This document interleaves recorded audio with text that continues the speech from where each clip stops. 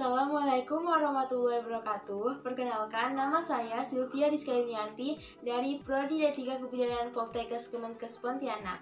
Di sini saya akan menampilkan video terapi pemberian obat secara bukal. Pemberian obat secara bukal adalah pemberian obat melalui fase bukal, dilakukan dengan menempatkan obat padat di membran mukosa pipi atau gusi sampai obat larut. Yang mana klien diperingatkan untuk tidak mengunyah atau menelan obat atau minum bersamaan dengan obat. Tujuan dari pemberian obat secara bukal adalah yang pertama, memperoleh efek lokal dan sistemik. Yang kedua, untuk memperoleh aksi kerja obat yang lebih cepat dibandingkan oral. Yang ketiga, untuk menghindari kerusakan obat oleh hati. Indikasinya adalah angina pectoris, aritmia, hipertensi, dan infark miokard.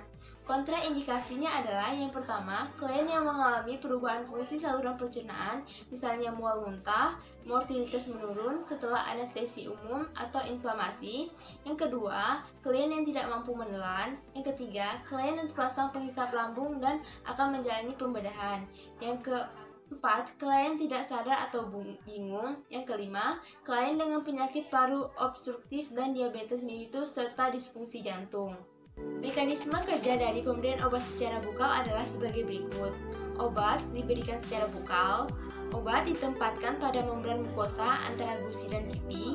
Mukosa tervaskularisasi pada rongga mulut dan tenggorokan. Kemudian pembuluh darah yang banyak, membran tipis baik untuk zat yang tidak terionisasi dan hipofil. Kemudian kerja obat cepat dan tidak melewati saluran cerna dan hati. Tata cara pemberian obat secara bukal adalah sebagai berikut. Yang pertama, minum dan berkumurlah dengan sedikit air untuk melembabkan jika mulut pasien kering. Yang kedua, letakkan tablet di antara pipi dan gusi atau gusi bagian bawah. Kemudian yang ketiga, tutup mulut jangan sampai tablet larut dengan sempurna. Yang keempat, jangan makan atau merokok selama tablet belum larut. Yang kelima, jangan berkumur atau mencuci mulut selama 15 menit setelah tablet larut dengan sempurna. Mari kita simak pemberian obat secara bukal pada Nyonya Aditya, umur 45 tahun, dengan keluhan nyeri dada dan mengalami kelemahan. Setelah dikaji, didiagnosa mengalami angina pectoris.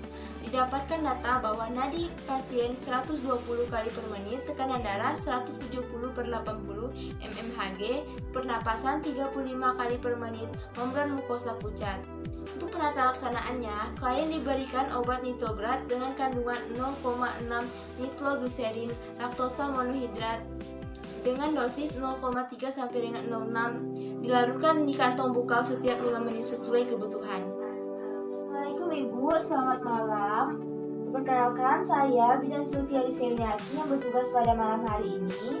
Apakah benar dengan Ibu Aditya Indarti, umur 45 tahun? Iya, benar. Boleh saya lihat gelangnya, Bu? Oh, benar ya, Bu ya. Ibu, tujuan saya di sini adalah ingin memberikan Ibu obat untuk mengatasi sakit Ibu, yaitu obat nitrograt dengan dosis 0,3 sampai 0,6. Nah, prosedurnya nanti Ibu minum obat ya, Bu ya, tetapi obatnya diletakkan di antara gusi dan pipi. Ya, Bu ya. Tapi Ibu jangan menelannya ya, Bu ya. Baiklah, ini adalah obat oratif yang akan membantu mengatasi atau menyembuhkan penyakit Ibu. Apakah Ibu ada pertanyaan, Bu? Tidak ada. Jika tidak, saya sekarang waktunya ada jam 8, waktunya Ibu minum obat. Saya siapkan terlebih dahulu ya, Bu ya. Ibu bisa bantu saya bangun, Bu.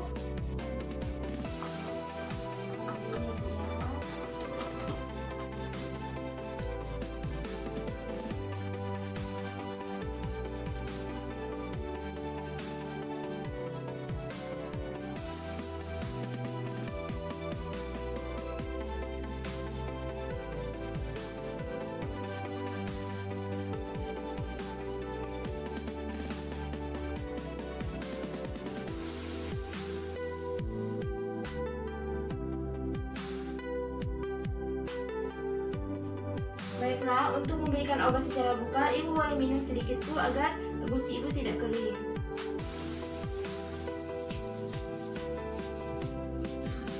Ini Bu obatnya. Bu letakkan di antara gusi dan pipi ya, Bu ya.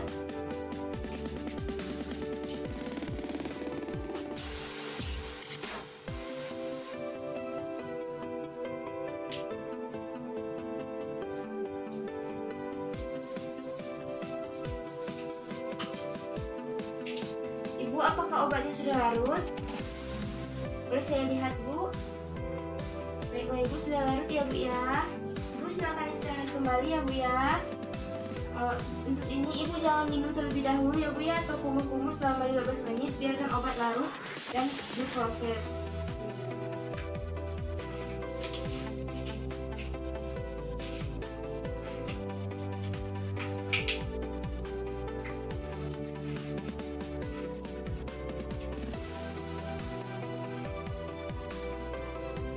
Baiklah Ibu, terima kasih ya Bu ya. Saya tinggal dulu ya Bu ya, semoga sembuh. Sekian video yang dapat saya sampaikan. Kurang lebihnya saya mohon maaf. Apabila ada salah-salah kata, saya minta maaf. Wabillahi taufiq wal hidayah. Wassalamualaikum warahmatullahi wabarakatuh. Terima kasih. Assalamualaikum warahmatullahi wabarakatuh. Perkenalkan, nama saya Fadilatus Solihah. Saya dari D3 Kebidanan tingkat 2. Di sini saya akan menjelaskan bagaimana cara pemberian obat secara bukal. Terima kasih. Selamat pagi Bapak. Perkenalkan, nama saya Fadilatus Solihah. Saya yang bertugas pada pagi hari ini. Di sini saya akan melakukan pemberian obat secara bukal. Apakah Bapak bersedia? Baiklah, sebelum saya memberikan obat kepada Bapak, saya akan mencuci tangan terlebih dahulu.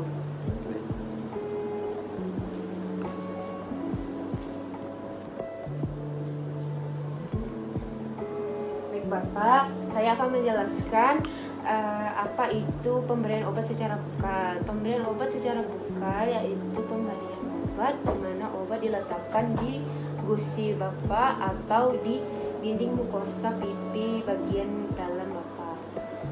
Baiklah, sebelum pemberian obat, saya minta izin terlebih dahulu. Silahkan Bapak tanda tangan di sini. Ya. Baik, jika Bapak bersedia, saya akan mengambilkan obatnya. Pertama-tama, Bapak basahkan dulu mulut Bapak agar mulut lembab. Baik. Selanjutnya, ini obat mau saya yang masukkan atau Bapak? Baik. Ditempatkan di gusi mau kanan atau kiri terserah Bapak. Di atas. Jangan buka mulutnya hingga obatnya larut.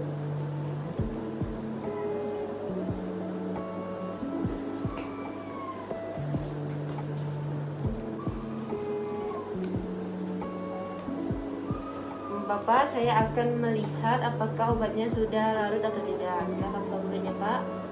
Sudah. Baik, Bapak, saat pemberian obat telah selesai, saya izin untuk memasukkan barang. Terima kasih ya Pak atas kerjasamanya. Baiklah, itu tadi cara pemberian secara bukal. Kurang lebihnya mohon maaf. Jika ada kesalahan, saya mohon maaf. Wabillahi taufiq wal hidayah. Wassalamualaikum warahmatullahi wabarakatuh. Terima kasih.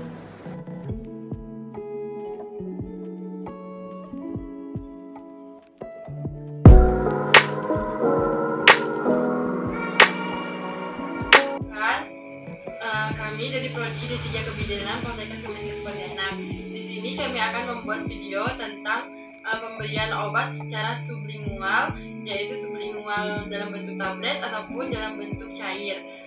Sebelumnya perkenalkan, nama saya Beta Bella Dan saya Priska Dela. Baik, sekian perkenalan dari kami dan selamat menyaksikan.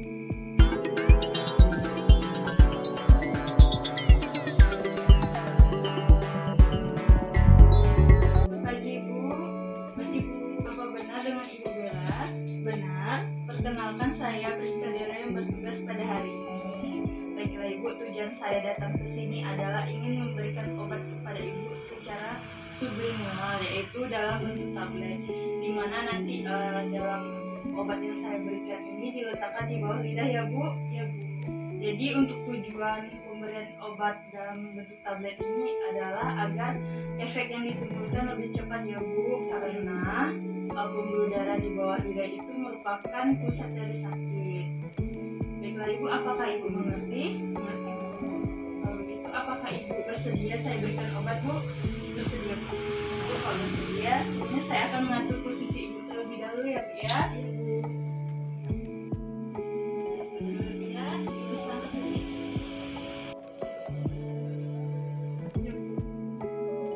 Saya sudah selesai mengatur posisi ibu. Sebelum saya melakukan tindakan, saya izin mencuci tangan terlebih dahulu ya, Bu ya. Iya, Bu.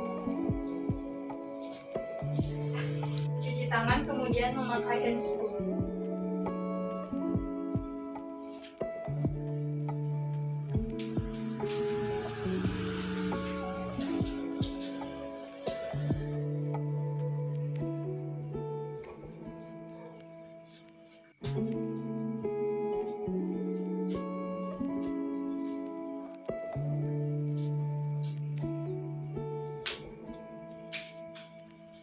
Kemudian memberikan obat kepada pasien. Bu, di sini saya akan memberikan obat kepada ibu ya. Sebelumnya saya mohon maaf ya Bu, ibu bisa membuka mulutnya. Bisa, Bu? Obatnya sudah saya berikan ya Bu. Selama obatnya masih dalam mulut ibu jangan dulu berbicara, kemudian sampai ditelan ya Bu ya. Bu, saya permisi dulu ya. Jika ibu ada keluhan, ibu bisa memanggil kami.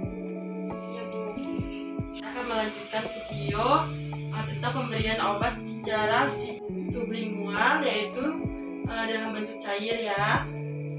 Sebelumnya, perkenalkan, nama saya Beta Bella. Saya bidan yang bertugas pada pagi hari ini. Apakah benar dengan Ibu Della? Iya, benar. Iya, Bu. Baik, Bu. Di sini saya akan memberikan obat kepada Ibu, yaitu dengan cara diteteskan di bawah lidah ya, Bu. Obat ini bertujuan agar menimbulkan efek yang lebih cepat, karena pembuluh darah di bawah lidah merupakan pusat dari sakit ya, Bu. Apakah Ibu mengerti dengan penjelasan saya, Bu? Iya, saya mengerti. Ya, baik. Jadi selanjutnya apakah Ibu bersedia, Bu? Iya, bersedia. Iya, Bu. Ya, saya atur posisi Ibu terlebih dahulu ya, Bu. Iya. Mari, Bu.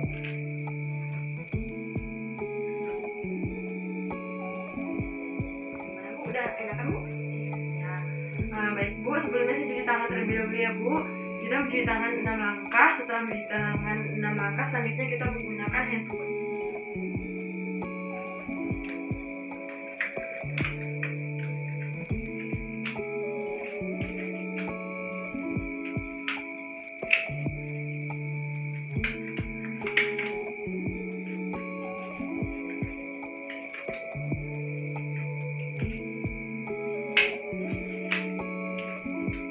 Baik, Ibu, apakah maskernya bisa dibuka, Bu?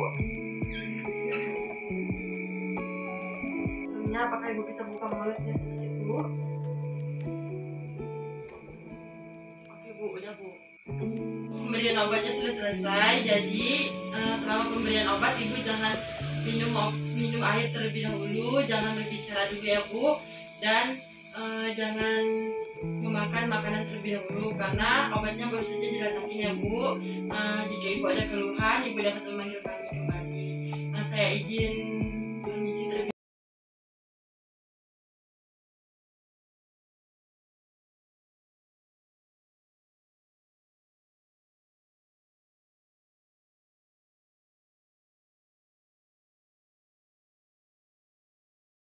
Maaf atas perhatiannya, kami ucapkan terima kasih.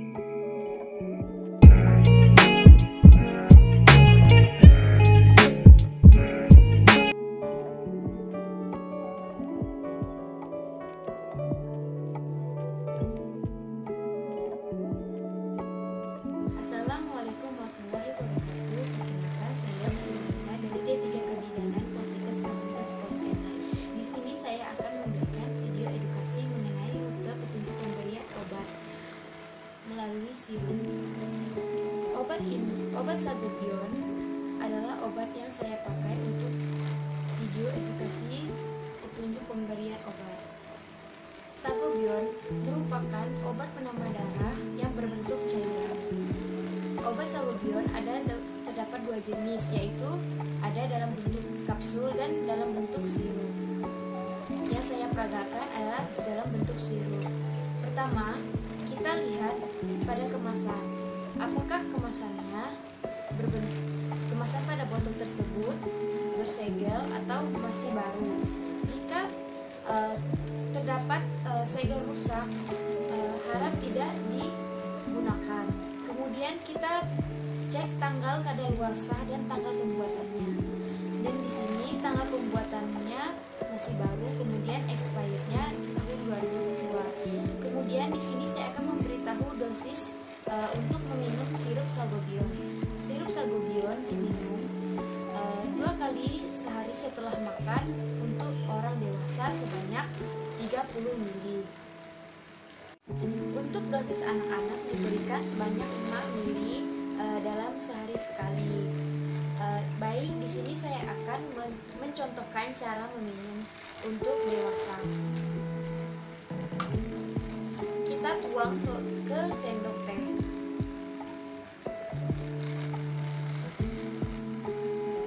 Sebanyak 1 sendok teh, kemudian kita minum.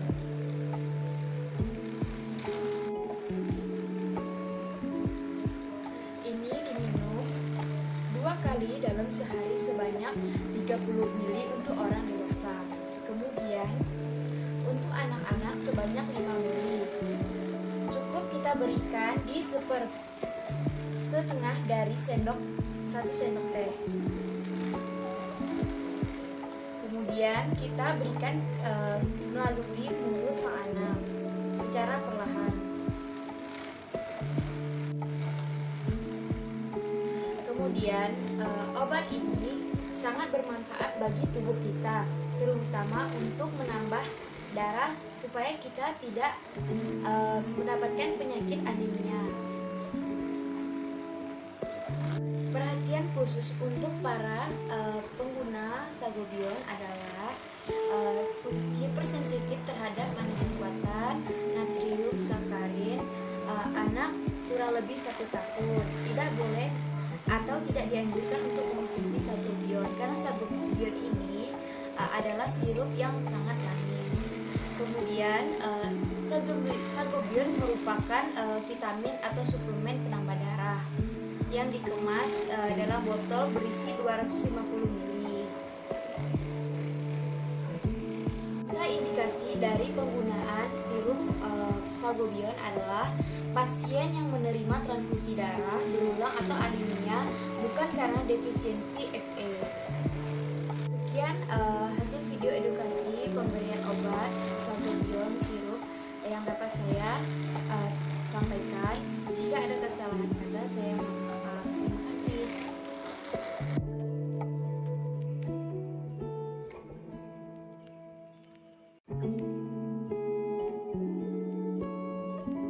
Assalamualaikum warahmatullahi wabarakatuh. Perkenalkan, saya Aditya Indarti, mahasiswa dari jurusan D3 Kebidanan Poltekkes Kemenkes Pontianak. Di sini saya akan menjelaskan tentang pemberian obat tablet secara oral. Pemberian obat tablet secara oral yaitu obat yang dengan cara menggunakannya masuk ke dalam mulut, kemudian ditelan dan diabsorpsi oleh lambung atau usus halus yang memiliki indikasi seperti pasien harus dapat menelan dan obat dapat bertahan dalam lambung. Kemudian ada kontraindikasinya, yaitu muntah-muntah, kuras atau bilas lambung, dan pasien yang tidak sadar. Kemudian ada juga kelebihannya. Kelebihannya yaitu relatif, praktis, aman, dan juga ekonomis. Kemudian kekurangannya yaitu ada efek yang timbul itu lambat, diabsorpsi tidak teratur, dan juga tidak efektif jika pasien tidak sadar. Berikut contoh obatnya. Saya menggunakan paracetamol dengan dosis 500 mg. Obat paracetamol ini fungsinya adalah untuk menurun demam dan pereda nyeri seperti nyeri haid dan sakit gigi. Paracetamol di sini juga ada beberapa bentuk obatnya, seperti ada kapsul, tablet, kaplet, kemudian ada sirup, drop, infus, dan suppositoria. Paracetamol di sini memiliki peringatan sebelum mengkonsumsinya. Jangan mengkonsumsi paracetamol jika memiliki riwayat alergi dengan obat paracetamol ini. Kemudian, jangan memberikan paracetamol pada anak yang di bawah 2 tahun tanpa petunjuk dari dokter. Dan konsultasikan kepada dokter sebelum menggunakan paracetamol ini. Jika menderita gangguan pada hati, jangan menggunakan obat paracetamol ini. Kemudian, jangan mengkonsumsi alkohol dengan paracetamol karena dapat meningkatkan resiko kerusakan pada hati. Kemudian, segera ke dokter jika terdapat reaksi alergi atau overdosis. Untuk paracetamol di sini memiliki dosis atau aturan pakai. Disesuaikan pada usia pasien. Untuk yang dewasa 325 sampai 650 mg tiap 4 sampai 6 jam atau 1000 mg tiap 6 sampai 8 jam. Kemudian untuk yang anak di bawah 2 bulan 10 sampai 15 mg per kilogram berat badan tiap 6 sampai 8 jam sekali sesuai dengan anjuran dokter. Untuk anak yang 2 bulan sampai 12 tahun 10 sampai 15 mg atau kilogram berat badan tiap 6 sampai 8 jam sekali sesuai anjuran dokter.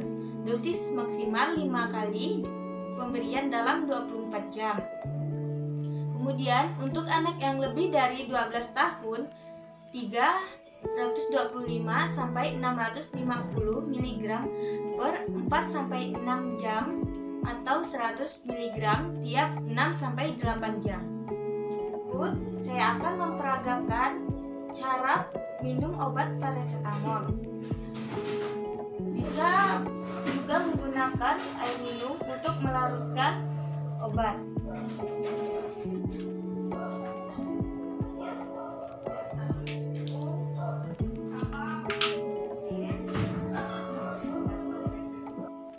Sekian video yang dapat saya tampilkan tentang pemberian obat tablet secara oral. Kurang lebihnya saya mohon maaf. Wabillahi taufiq wal hidayah. Wassalamualaikum warahmatullahi wabarakatuh. Terima kasih.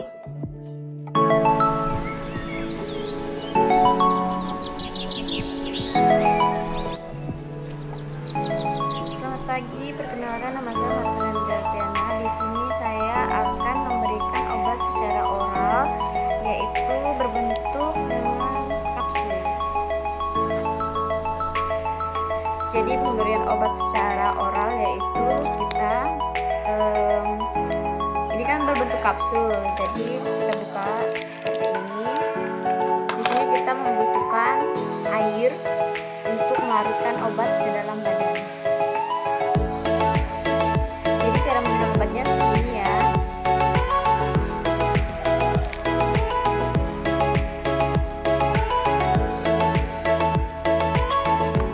Dilarutkan menggunakan air.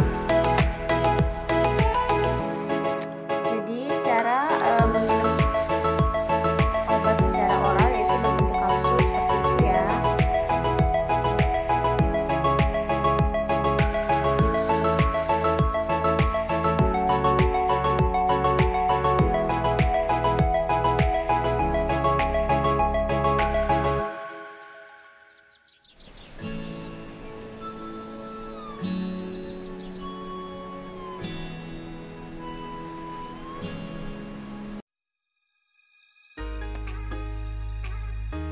Perkenalkan, nama saya Desi Ersinta. Di sini saya akan membuat video tentang pemberian obat secara oral atau melalui mulut. Jadi dengan sediaan serbuk. Jadi di dalam satu bungkus serbuk ini sudah terdapat 1 dosis.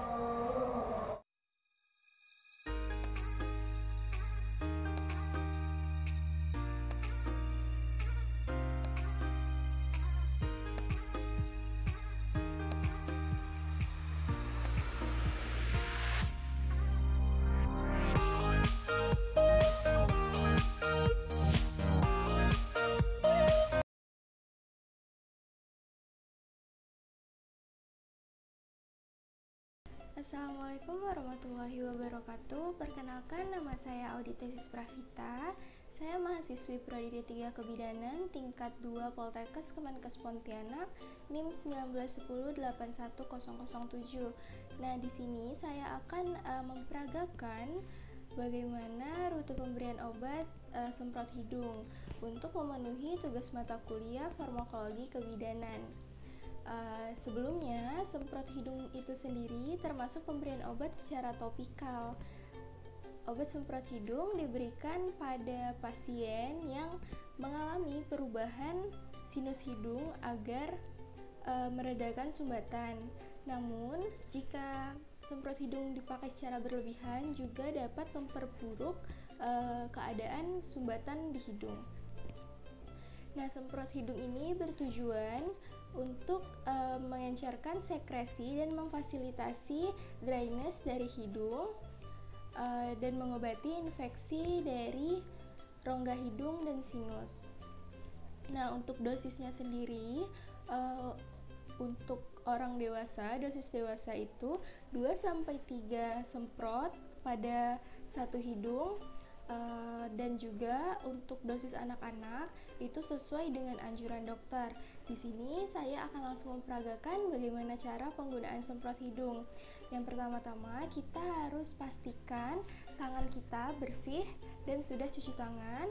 Kemudian kita siapkan obat semprot hidung. Nah, langkah selanjutnya kita lebarkan lubang hidung yang akan kita semprot.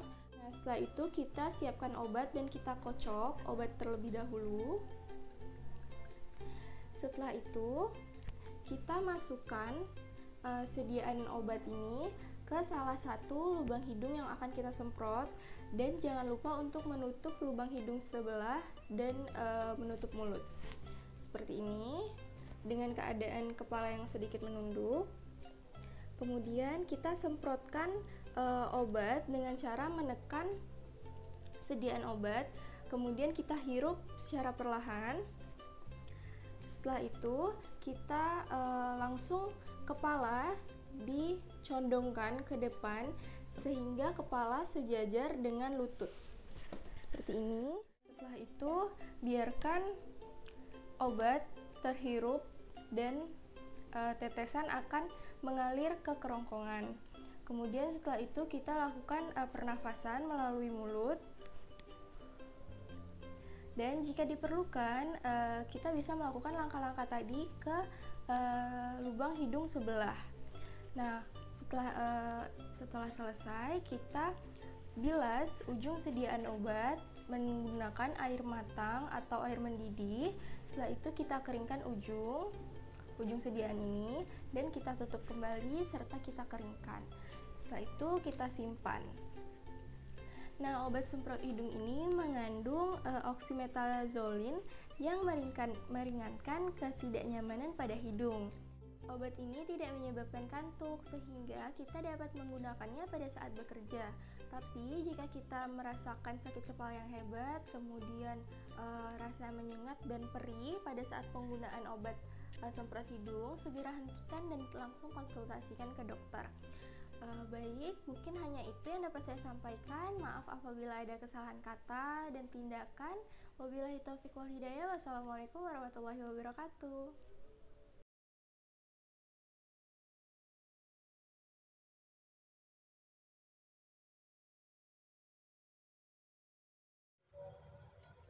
Assalamualaikum warahmatullahi wabarakatuh. Perkenalkan, nama saya Sylvia Arianti dari Prodi D3 Kebidanan tingkat 2 semester 4. Baiklah, di sini saya akan memperagakan cara pemberian obat melalui intranasal atau melalui hidung.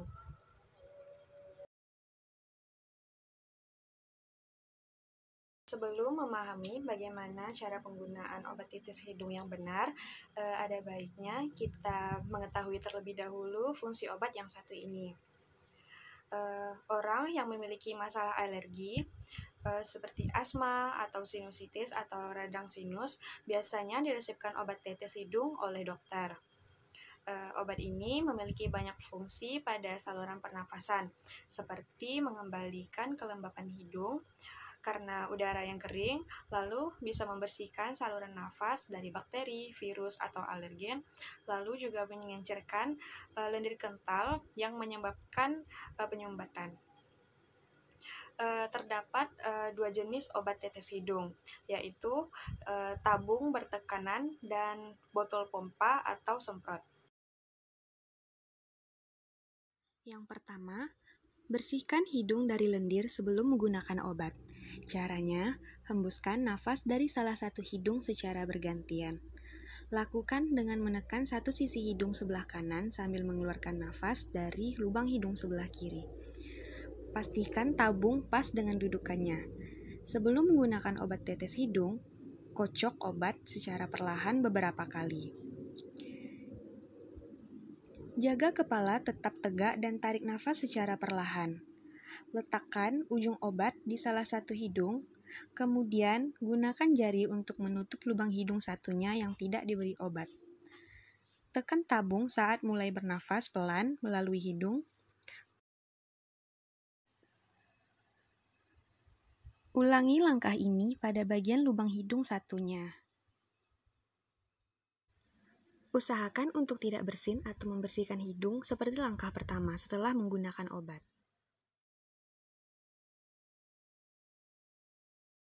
Sebelum menggunakan obat, bersihkan hidung dari lendir. Hembuskan nafas dari salah satu hidung secara bergantian. Lakukan dengan meletakkan satu sisi hidung sebelah kanan sambil mengeluarkan nafas dari lubang hidung sebelah kiri. Lepaskan tutup obat dan kocok botolnya perlahan. Ketika pertama kali menggunakan obat ini, mungkin perlu menyemprotkan obat beberapa kali ke udara sampai terlihat kabut halus. Tundukkan kepala sedikit ke depan dan tarik nafas perlahan. Pegang botol pompa dengan ibu jari di bagian bawah, sementara jari telunjuk dan jari tengah di bagian atas obat. Gunakan jari untuk menutup lubang hidung satunya yang tidak diberi obat. Tekan pompa sambil bernapas perlahan melalui hidung. Ulangi langkah ini pada lubang hidung satunya lagi. Usahakan untuk tidak bersin atau membersihkan lubang hidung seperti poin pertama setelah menggunakan obat ini. Ada beberapa hal yang perlu diperhatikan, antara lain efektivitas obat biasanya akan terlihat setelah menggunakan obat ini selama 1 atau 2 minggu. Ikuti resep yang diberikan dokter agar pengobatan lebih maksimal. Pastikan menghirup udara melalui setiap lubang hidung lebih dulu sebelum menyemprotkan obat. Tujuannya untuk menghindari obat terbuang sia-sia karena terlalu jauh masuk ke bagian dalam hidung. Ini juga bisa menyebabkan beberapa iritasi pada hidung. Gunakan obat tetes hidung berwadah tabung bertekanan dengan benar. Jangan sampai menetes keluar hidung atau masuk ke bagian belakang tenggorokan. Agar tetap bersih, jangan lupa mencuci wadah tabung bertekanan setidaknya 1 kali seminggu. Kemudian simpan obat di tempat yang tidak terkena sinar matahari langsung. Hentikan penggunaan obat jika mengalami rasa sakit atau sensasi menyengat di bagian dalam hidung. Hentikan penggunaan obat selama 1 atau 2 hari. Sementara jika terjadi mimisan, segera hentikan penggunaan obat tetes hidung ini. Gunakan kapas untuk membersihkan darah dan oleskan tipis-tipis bagian dalam hidung dengan petroleum jelly. Jangan lupa konsultasikan ke dokter untuk memastikan kesehatan dan pengobatan lebih lanjut. Sekian video dari saya, semoga bermanfaat.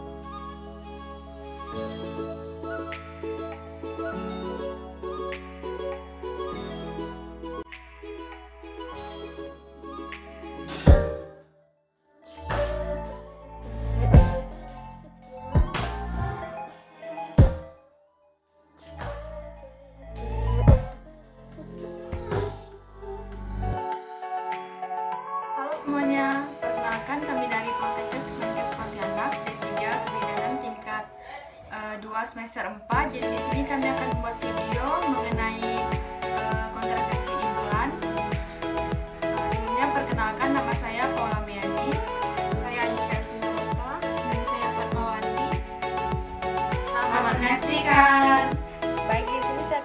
sedikit mengenai kontrasepsi implan. Jadi KB implan atau susuk adalah salah satu metode kontrasepsi jangka panjang yang dapat dipilih untuk menjarakan kehamilannya. Kemudian KB implan dipasang di bawah kulit ibu dan hanya mengandung hormon progesteron. Hormon tersebut dilepaskan dalam jumlah kecil secara terus-menerus ke dalam aliran darah. Jika penggunaan KB implan yang pemasangannya dilakukan dengan benar bisa memberikan efektivitas hingga 99%. Dan juga KB implan bertahan selama sekitar 3-5 tahun, tetapi jika sudah 3 tahun boleh kontrol kembali. Cara pemasangan implan yaitu yang pertama, oleskan kulit yang akan dipasangkan implan menggunakan alkohol swab.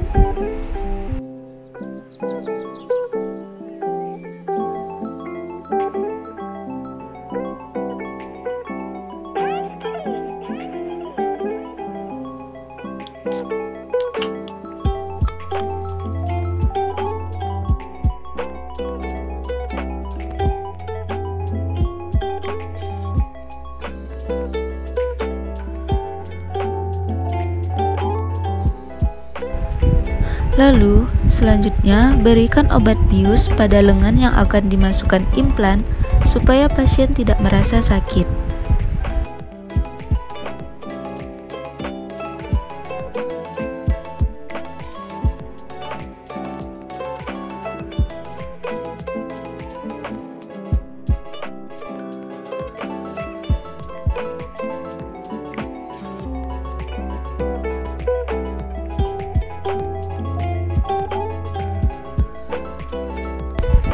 Setelah itu, sobek sedikit lengan atau kulit menggunakan pisau medis agar alat implan bisa masuk ke dalam kulit.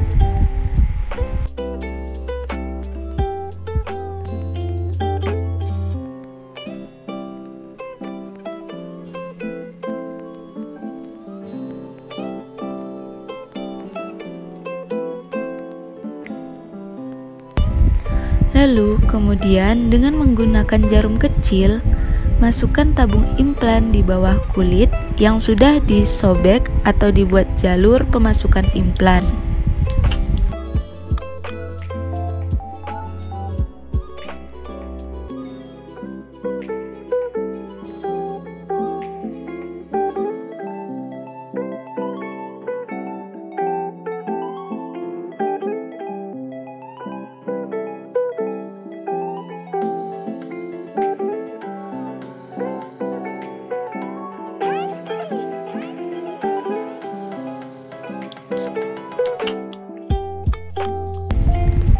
Langkah terakhir, balut kulit yang terbuka menggunakan perban secukupnya.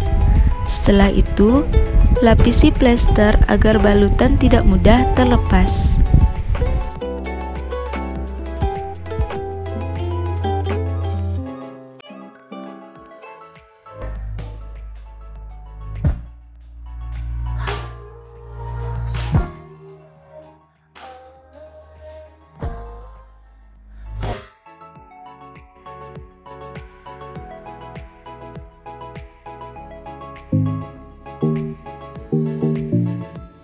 Assalamualaikum warahmatullahi wabarakatuh.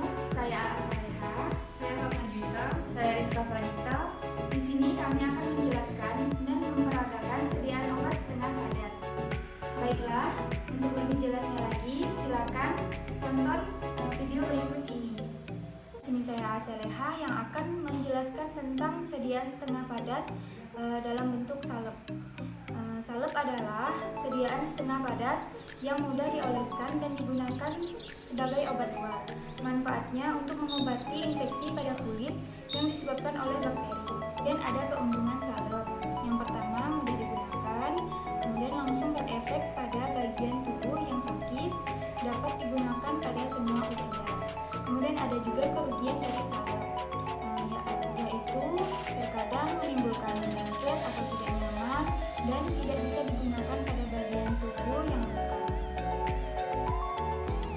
Baiklah, di sini saya Ratna Juwita yang akan menjelaskan sediaan setengah padat berupa krim, yaitu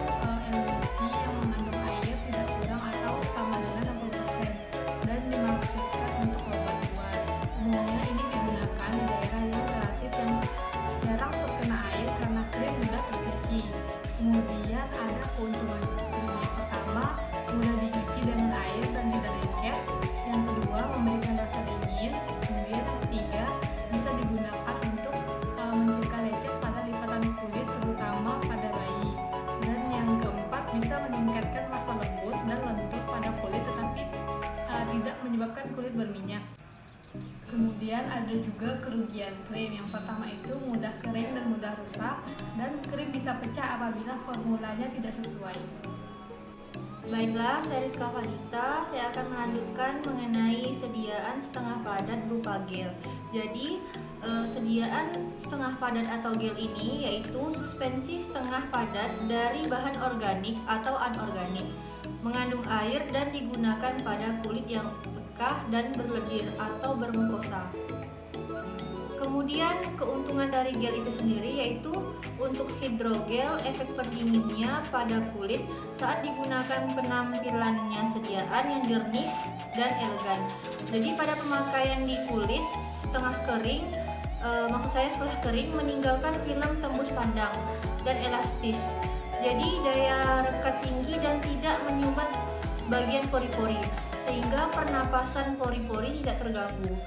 Mudah dicuci dengan air, pelepasan obatnya baik, kemampuan penyebarannya pada kulit juga baik.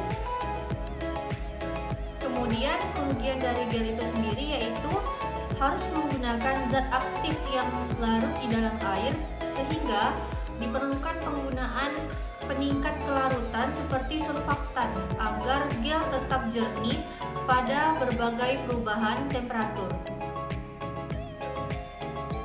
Baiklah, saya lanjutkan dengan memperagakan bagaimana cara memasukkan obat melalui vagina, yaitu kita menggunakan aplikator. Jadi mohon maaf sebelumnya, kami menggunakan bahan dan alat seadanya. Kemudian untuk pantau kami menggunakan boneka. Lalu untuk memulai tindakan dilakukan cuci tangan terlebih dahulu, yaitu cuci tangan 6 langkah. Setelah cuci tangan 6 langkah, kemudian kita sediakan aplikator untuk memasukkan krim ke dalam vagina, yaitu pertama kita posisikan pasien senyaman mungkin, yaitu dengan membuka kakinya selebar mungkin. Ya, seperti ini. Kemudian kita masukkan aplikator dengan secara perlahan. Jika aplikator sudah masuk di daerah vagina, kita dorong obat. Setelah obat sudah masuk, kita keluarkan aplikator secara perlahan. Kemudian kita buang aplikator ke tempatnya atau ke tong sampah. Setelah tindakan, kita cuci tangan kembali 6 langkah. Sekian dari saya, terima kasih. Baiklah, sekian video pembelajaran dari kami. Terima kasih dan mohon maaf segala kurangnya. Assalamualaikum warahmatullahi wabarakatuh.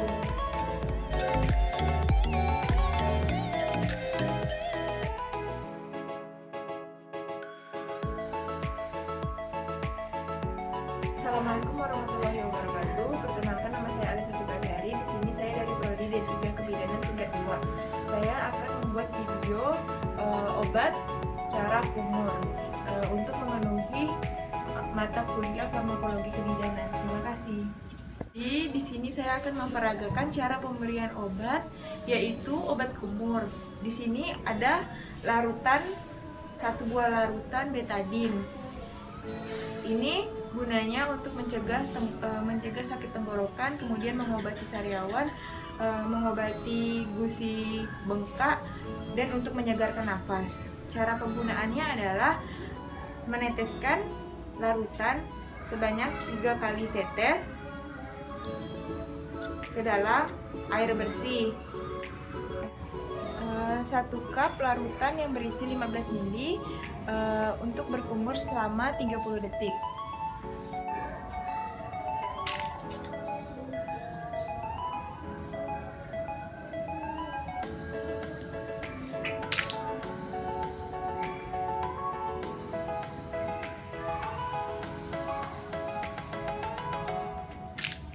Kemudian saya akan menjelaskan beberapa pendapat tentang obat kumur.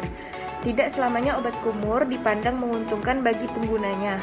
Bagi sebagian pihak, obat kumur memiliki banyak manfaat. Antara lain, yang pertama dianggap mampu mencegah gigi berlubang yang didukung oleh banyak penelitian yang membuktikannya.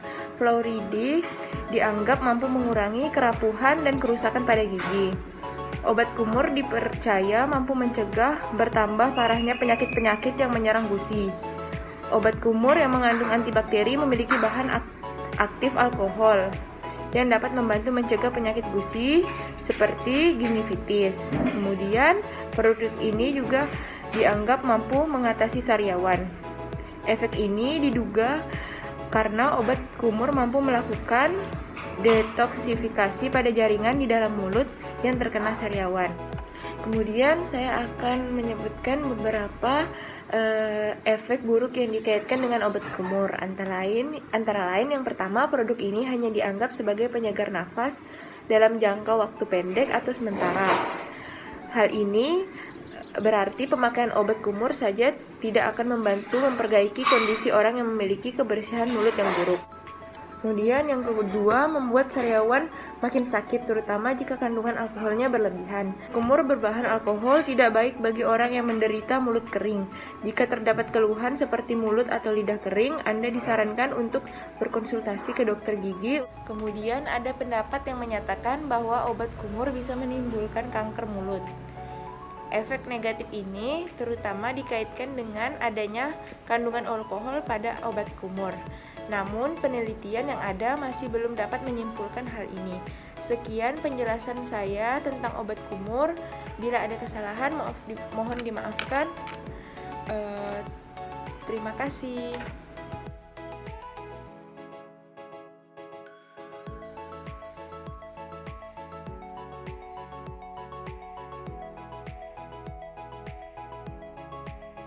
Assalamualaikum warahmatullahi wabarakatuh. Perkenalkan, nama saya Amalia dari Prodi D3 Kebidanan tingkat 2. Di sini saya akan membuat video injeksi intraperitoneal untuk memenuhi mata kuliah farmakologi kebidanan. Baik, di sini saya akan menjelaskan tentang injeksi intraperitoneal. Injeksi intraperitoneal adalah pemberian obat secara injeksi yang langsung pada rongga perut yang terdapat banyak pembuluh darah, sehingga obat langsung masuk ke dalam sirkulasi darah dan dialirkan ke seluruh tubuh tanpa harus melalui sistem pencernaan. Alat dan bahan yang kita gunakan di sini adalah yang pertama ada masker, kemudian ada pad 1 cc, kasa steril, alkohol pads, hand sanitizer, kemudian obat, kemudian ada handscoon dan kain bersih. Gunakan jarum suntik yang ujungnya runcing untuk pemberian intraperitoneal dengan volume yang diambil sebanyak 0,5 ml. Kemudian pastikan saat mengambil obat tidak ada udara di jarum suntik.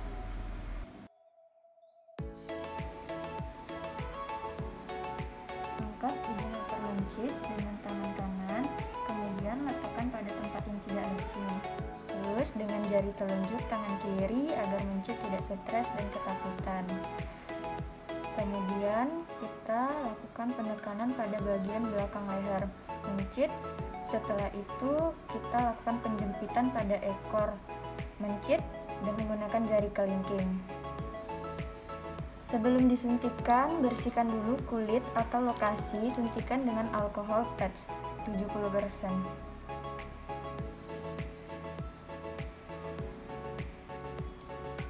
Dan penyuntikan hewan. Posisikan jarum suntik 10 derajat dari abdomen berlawanan arah dengan kepala atau arah jarum ke bagian perut. Lalu suntikan bagian tengah abdomen yang sedikit menepi dari garis tengah agar jarum suntik tidak terkena kandung kemih dan tidak terlalu tinggi agar terkena penyuntikan pada hati. Baik, sekian video singkat dari saya penjelasan injeksi intraperitoneal. Selebihnya saya mohon maaf jika banyak kesalahan yang terdapat di video saya. Terima kasih. Assalamualaikum warahmatullahi wabarakatuh.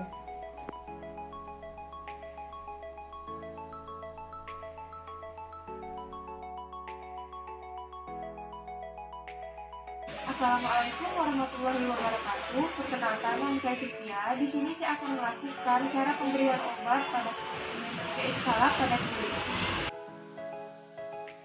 Sebelumnya, ini saya ada contoh salep yaitu ketoconazole.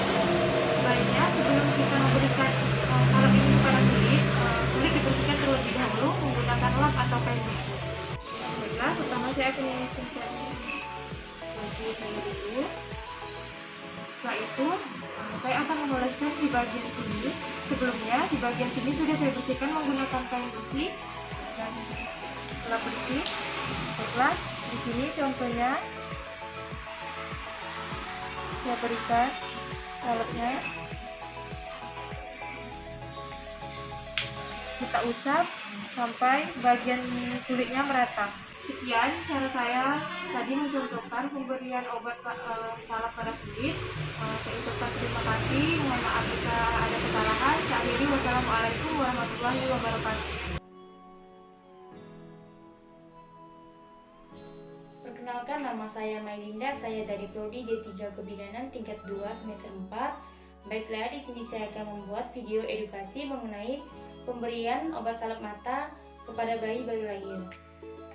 Baiklah, di sini ada handphone satu pasang, ada obat salep mata gentamicin. Sebelum melakukan tindakan, kita harus mencuci tangan kita terlebih dahulu dengan cara 6 langkah. Setelah itu, menggunakan handphone.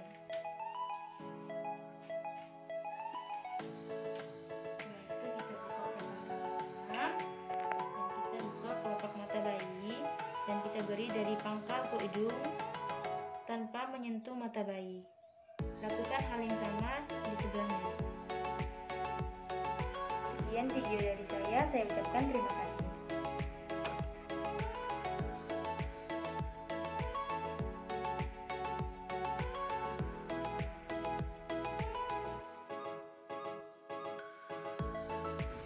Assalamualaikum warahmatullahi wabarakatuh. Perkenalkan, nama saya Dewi Tisnasari. Saya Bella Ulfiana. Kami dari D3 Kebidanan tingkat 2 Poltekkes Kemenkes Pontianak. Di sini kami akan membahas tentang rute pemberian obat melalui transdermal. Jadi transdermal adalah salah satu cara rute pemberian obat dengan sediaan farmasi yang dapat berupa krim, gel ataupun koyo yang digunakan pada permukaan kulit, namun mampu menghantarkan obat masuk ke dalam tubuh melalui kulit. Transdermal adalah trans yang artinya lewat, kemudian dermal adalah kulit. Jadi transdermal adalah rute pemberian obat melalui kulit. Umumnya penggunaan transdermal adalah obat-obatan hormon, misalnya yaitu estrogen. Yang paling umum biasanya kita menggunakan koyo. Bentuk transdermal menjadi pilihan terutama untuk obat-obatan yang apabila diberikan secara oral itu memberi efek samping yang tidak diinginkan. Keuntungan dari transdermal ini adalah obat dapat menembus kulit secara kontinu, tidak perlu steril, obat dapat langsung ke dalam pembuluh darah. Sedangkan kerugiannya adalah hanya efektif untuk zat yang sangat lemak dan iritasi lokal dapat terjadi. Jadi di sini kami akan mempraktikkan bagaimana cara pemakaian obat melalui transdermal. Di sini kami menggunakan koyo. Jadi sebelum menggunakannya kita lihat terlebih dahulu instruksinya atau cara pemakaiannya. Di sini cara pemakaiannya dewasa dan anak-anak umur 12 ke atas. Jadi yang untuk di bawah 12 tidak bisa menggunakannya. Kemudian bersihkan dan keringkan bagian yang sakit, lepaskan kertas dan tempelkan produk pada bagian yang sakit, tidak lebih dari 3 atau 4 kali sehari. Lepaskan setelah 8 jam pemakaian. Anak-anak di bawah 12 tahun sebaiknya dikonsultasikan ke dokter terlebih dahulu. Baiklah, di sini saya akan mempraktekkan bagaimana cara menggunakan koyo. Pertama-tama kita bersihkan terlebih dahulu bagian yang ingin ditempelkan koyo.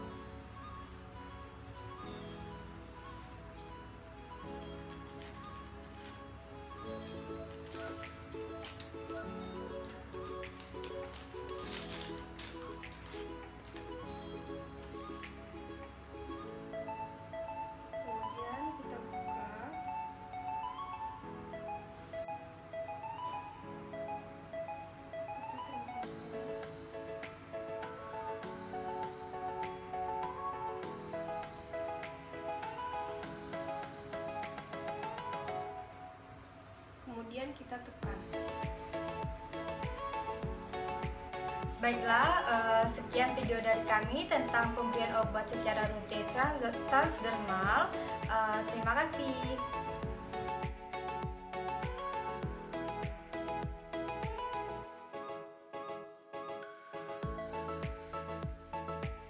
Perkenalkan, nama saya Febriani Lestari Tagastar. Saya dari Prodi D3 Kebidanan tingkat 2 semester 4 Poltekkes Kemenkes Pontianak. Di sini saya akan membuat video edukasi mengenai cara pemberian obat melalui intramuskular, yaitu obat vial. Baiklah, yang pertama adalah kita mempersiapkan alat. Ini yang pertama ada handphone 1 pasang. Kemudian yang saya pakai itu adalah obat vialnya, itu obat Depo-Progestin untuk suntik KB 3 bulan. Kemudian ini ada Squid 3 cc. Sebelum kita memulai tindakan, kita mencuci tangan dulu terlebih dahulu dengan cara 6 langkah. Setelah mencuci tangan, kemudian kita memasang handscoon.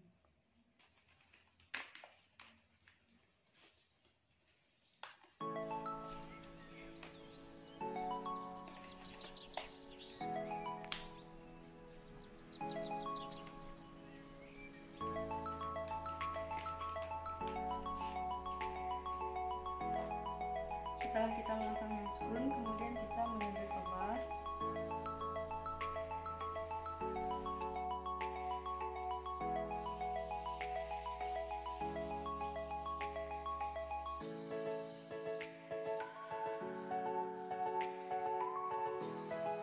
Setelah itu kita pastikan tidak ada udara yang masuk ke dalam squid.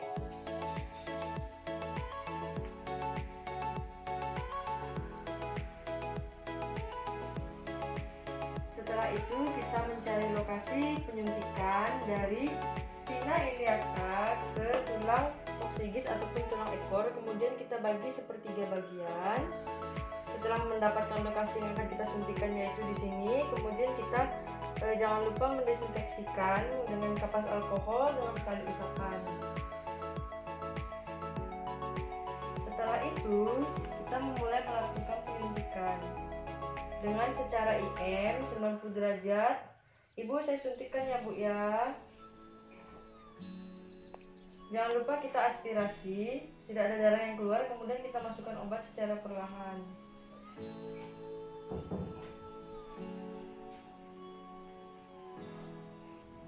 Setelah itu kita usap daerah yang kita suntikan tadi tanpa menggosokkan. Sekian video dari saya ucapkan terima kasih. Assalamualaikum warahmatullahi wabarakatuh. Perkenalkan, saya Niki Nisa dari Prodi D3 Kebidanan tingkat 2. Di sini saya akan melakukan penyuntikan intramuskular. Terima kasih. Alat yang akan digunakan yaitu yang di sini ada bak instrumen yang berisikan 1 buah spuit dan 1 buah kasa, 1 buah needle dan 1 buah ampul. Dan di sebelahnya ada bak instrumen yang berisikan kapas alkohol, lalu di sini ada bengkok. Baiklah, nanti saya akan melakukan penyuntikan di bagian bokong ibu ya Bu ya. Ibu datangnya sendiri aja Bu. Iya, sendiri. Sebelumnya kita persiapkan obat yang akan dilakukan penyuntikan. Pertama kita buka fluid.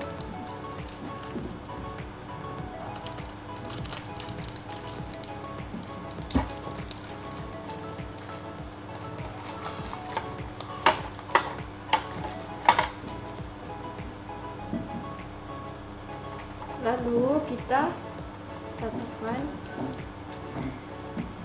pertama kita periksa jika di atas bagian leher ampul masih terdapat cairan, bisa kita putar-putar atau kita lakukan dengan cara menjepitnya. Pastikan obat sudah terturun ke bawah semua. Selanjutnya kita lakukan pematahan bukaan squid ampul. Lalu patahkan, setelah itu buang ke tempat yang sudah disediakan.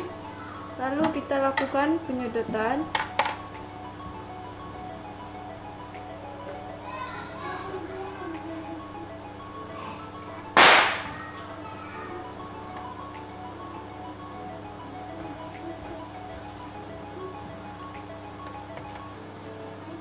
pastikan obat sudah tersedot semua. Lalu setelah itu kita buang sisa bekas ampul ke dalam tempat yang sudah disediakan, atau biasanya di safety box. Baiklah, setelah itu kita tutup dengan menggunakan one hand. Baiklah, setelah itu kita ganti jarum yang akan dilakukan untuk penyuntikan.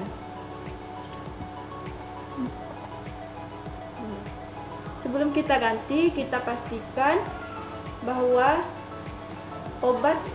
di dalam obat ini tidak terdapat gelembung.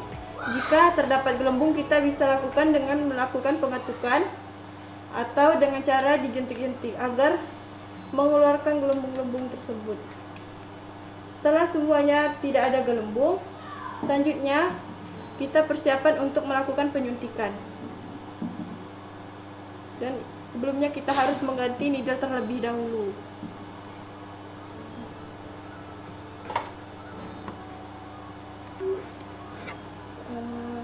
Baiklah Ibu, selanjutnya saya akan melakukan penyuntikan. Ibu apakah mau posisinya berbaring atau duduk? Berbaring saja. Berbaring. Apakah Ibu sebelumnya sudah makan, Bu? Sudah. Baiklah. Ibu silakan berbaring. Nanti saya akan melakukan penyuntikan di bagian bokunya, Bu ya.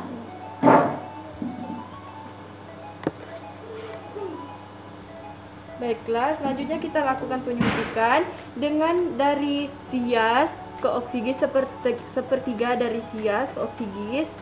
Lalu kita kumpulkan. Setelah itu kita oles atau disinfeksikan menggunakan kapas alkohol dengan 1 kali usapan searah jarum jam. Setelah itu buang kapas alkohol ke dalam bengkok. Setelah itu kita lakukan penyuntikan secara intramuskular, yaitu 90 derajat. Baiklah, selanjutnya kita melakukan penyuntikan dengan 90 derajat. Mata jarum menghadap ke depan. Baiklah, setelah itu kita aspirasi, pastikan tidak terdapat darah yang keluar. Baiklah, jika tidak ada darah yang keluar, kita lakukan penyuntikan. Setelah lakukan penyuntikan, kita ambil kapas alkohol, ditahan, lalu dicabut. Baiklah Ibu, penyuntikannya sudah selesai ya Bu ya. Ibu bisa dipegang Bu ya, sambil menahan. Setelah itu kita buang bekas pelit ke dalam safety box.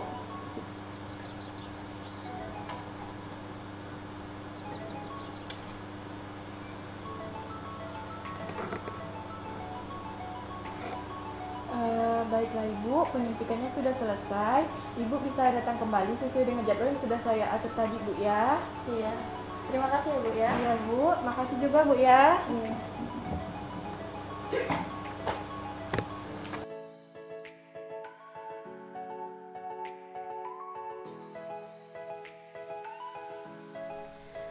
Assalamualaikum warahmatullahi wabarakatuh. Perkenalkan, nama saya Putra Mujada dan saya Ana Elena Tayara. Di sini kami akan membuat video untuk memenuhi tugas farmakologi. Video yang akan kami buat yaitu rute pemberian obat. Di sini materi kami yaitu injeksi subkutan. Saya menggunakan ampul dan saya menggunakan vial.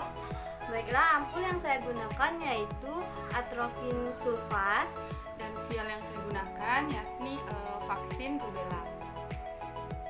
Baiklah, di sini prosedur tindakan yang akan dilakukan yang pertama kali yaitu mencuci tangan sebelum melakukan tindakan.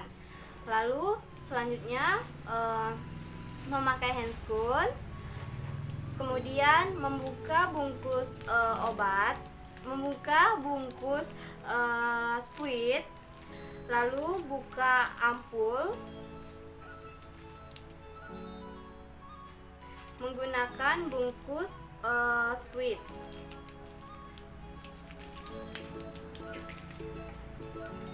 Selanjutnya sedot ampul.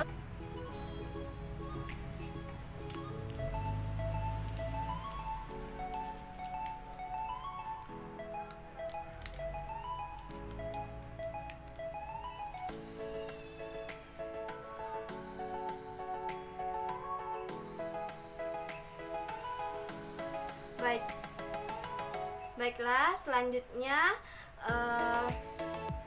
buang angin yang ada di spuit.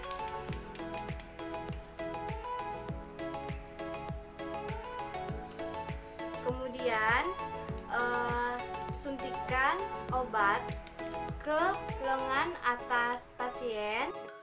Baiklah, untuk tindakan prosedur penyuntikan, yang pertama kita ukur lokasi penyuntikan dengan 3 jari. Kemudian bersihkan dengan alkohol swab dengan 1 usapan. Kemudian suntikan secara subkutan dengan 45 derajat. Sebelum menyuntikkan, cubit terlebih dahulu tempat penyuntikan, lalu masukkan jarum secara subkutan 45 derajat. Kemudian aspirasi terlebih dahulu. Jika ada darah, maka tempat penyuntikan salah. Jika tidak ada darah, maka masukkan obat secara perlahan. Kemudian letakkan alkohol swab ke tempat penyuntikan dan cabut perlahan suntikan. Kemudian tutup kembali spuit dengan one hand. Baik, selanjutnya menggunakan vial. Langkah yang pertama yakni kita cuci tangan terlebih dahulu. Setelah cuci tangan, dilanjutkan dengan membuka bungkus spuit.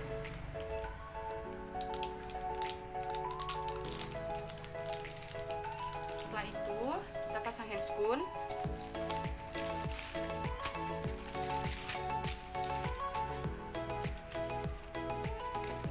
Setelah memakai handscoon, langkah selanjutnya kita ambil filenya, pastikan kadaluarsanya belum lewat. Setelah itu kita buka penutup karet. Kita tarekkan dulu daunnya. Lalu kita masukkan obat vaksin rubellanya sebanyak 0,5. Selanjutnya, setelah kita masukkan obat sebanyak 0,5, setelah itu kita pastikan bahwa tidak ada tidak ada angin atau udara yang berada di dalam ampul. Setelah itu kita tentukan lokasi penyuntikan.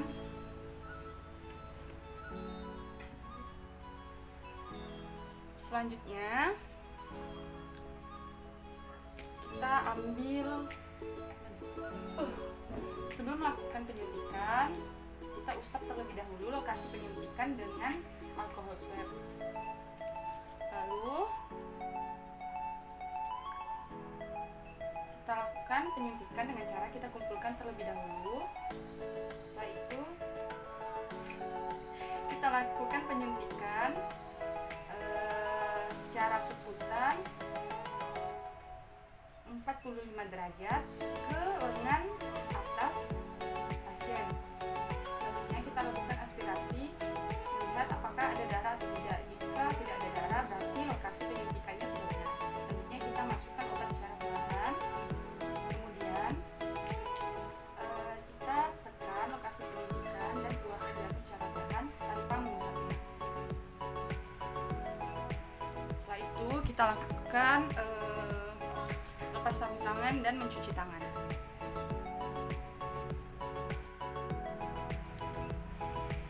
Baiklah, untuk teori yang mendasari injeksi intrakutan yaitu memberikan obat melalui injeksi di bawah kulit yang dilakukan pada lengan sebelah luar 1/3 bagian dari bahu. Pada sebelah luar, daerah dada dan daerah sekitar umbilikus atau abdomen. Injeksi subkutan dilakukan dengan menempatkan ke dalam jaringan ikat longgar di bawah dermis. Injeksi subkutan dilakukan dengan menyuntikkan jarum secara 45 derajat dari permukaan kulit. Tempat terbaik untuk injeksi subkutan meliputi area vaskular di sekitar bagian luar lengan atas, abdomen batas bawah kosta sampai crista iliaca, dan bagian anterior paha. Sekian video dari kami, kurang dan lebihnya kami mohon maaf jika ada kesalahan.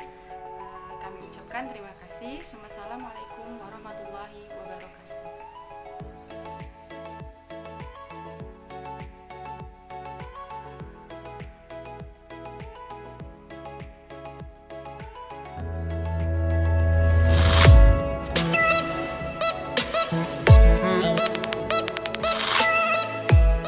Assalamualaikum warahmatullahi wabarakatuh.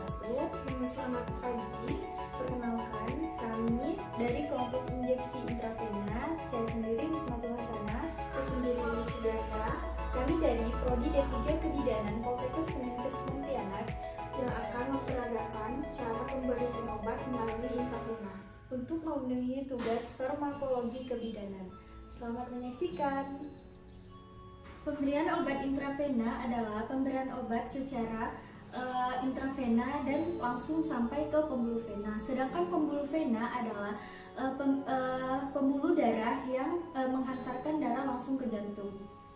Dan untuk lokasi pemberiannya adalah yang pertama vena mediana cubiti atau daerah lengan, kemudian yang kedua vena sylvanus atau tungkai, yang ketiga vena jugularis bagian leher, yang kelima vena frontalis atau temporalis di daerah frontalis dan temporal dari kepala. Dan yang akan kami peragakan yaitu di bagian daerah lengan atau vena mediana cubiti. Dan untuk persiapan alatnya, yang pertama ada spuit ukuran 3 cc, kemudian handscoon steril, ada 1 buah ampul dan 1 buah vial, kemudian ada alkohol swab, ada 1 buah aquades, kemudian ada nurse dan Scott, kemudian yang terakhir ada tourniquet. Baik, selanjutnya yaitu kita meminta izin kepada pasien yang akan dilakukan penyuntikan. Setelah itu meminta izin mencuci tangan. Ibu, saya akan melakukan penyuntikan di bagian intravena atau pemberian obat, yaitu saya akan menyuntikkan di bagian lengan ibu ya Bu ya. Apakah ibu bersedia? Kalau begitu saya izin cuci tangan ya Bu ya. Setelah meminta izin cuci tangan, kita menggunakan APD.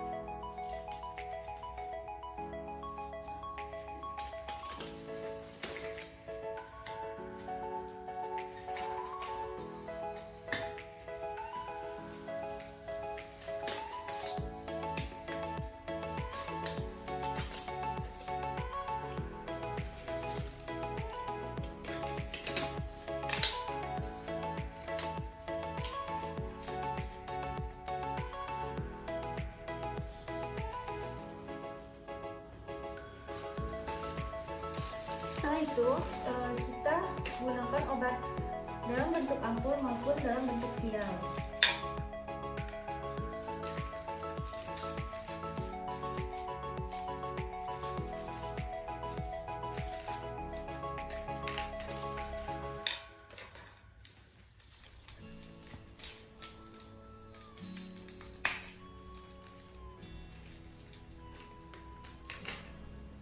Kemudian kita sedot obat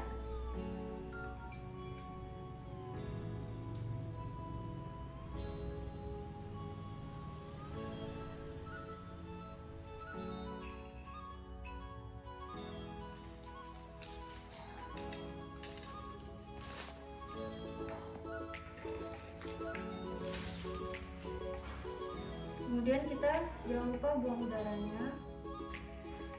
Setelah itu kita pasang torniket kepada pasien.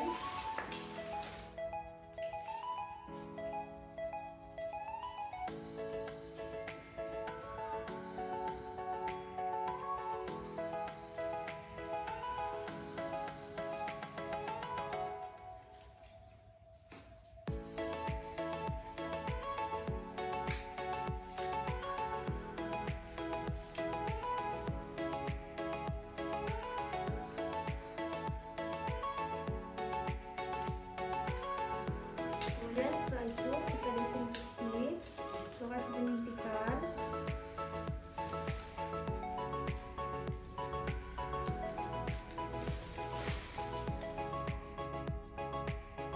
Kemudian kita suntikan membentuk sudut derajat, membentuk sudut siku-siku.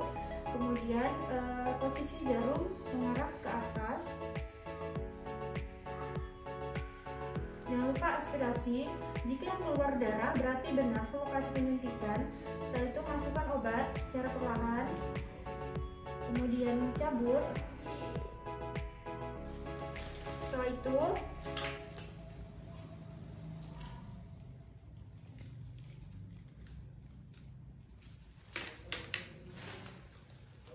kita bereskan alat dan melepaskan APD. Kemudian jangan lupa mencuci tangan.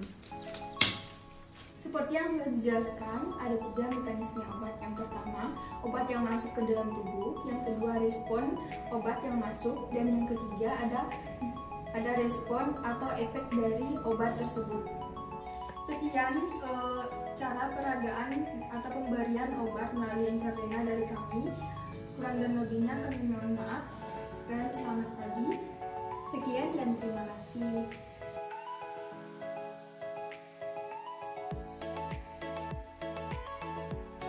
Assalamualaikum warahmatullahi wabarakatuh. Perkenalkan, nama saya Kiranti Febri Aryani dan saya Fiona. Di sini kami akan menyajikan video pemberian obat topikal mata. Mari kita saksikan bersama. Pertama, cucilah tangan Anda. Jangan memegang mulut botol atau ujung penetes. Kemudian melihat ke arah atas. Tariklah pelupuk mata ke bawah sehingga membentuk kantung. Kemudian peganglah penetes sedekat mungkin dengan kantung tanpa menyentuh mata atau kantung tersebut. Setelah itu pejamkan mata selama 2 menit. Jangan memejamkan mata terlalu rapat atau berkedip terlalu sering. Cairan obat yang berlebih bisa dihilangkan dengan tisu. Jika Anda menggunakan lebih dari 1 macam tetes mata, tunggulah paling sedikit 5 menit sebelum meneteskan obat selanjutnya atau obat lainnya. Kemudian obat tetes mata ini dapat menimbulkan rasa pedih kemudian selama beberapa menit. Jika tetap berlanjut, boleh berkonsultasi dengan dokter. Cara memberikan obat pada mata dengan tetes mata atau salep mata. Obat tetes mata digunakan untuk persiapan pemeriksaan struktur internal mata dengan cara mendilatasi obat untuk pengukuran refraksi lensa dengan cara melemahkan output lensa, kemudian juga dapat digunakan untuk menghilangkan iritasi mata. Baiklah, sekian dari video kami. Semoga bermanfaat. Wassalamualaikum warahmatullahi wabarakatuh. Terima kasih. Assalamualaikum warahmatullahi wabarakatuh. Perkenalkan, nama saya Cika Nisa dari Prodi D3 Kebidanan tingkat 2.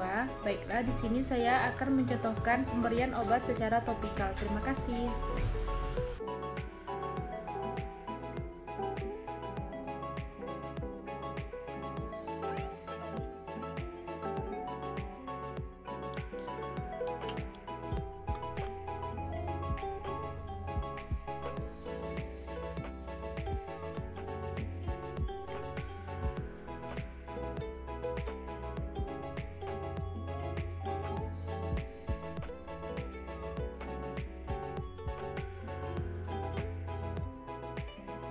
Warahmatullahi wabarakatuh. Perkenalkan, saya Sri Hartati. Di sini saya akan mencontohkan cara pemberian obat secara topikal, yaitu obat tetes telinga.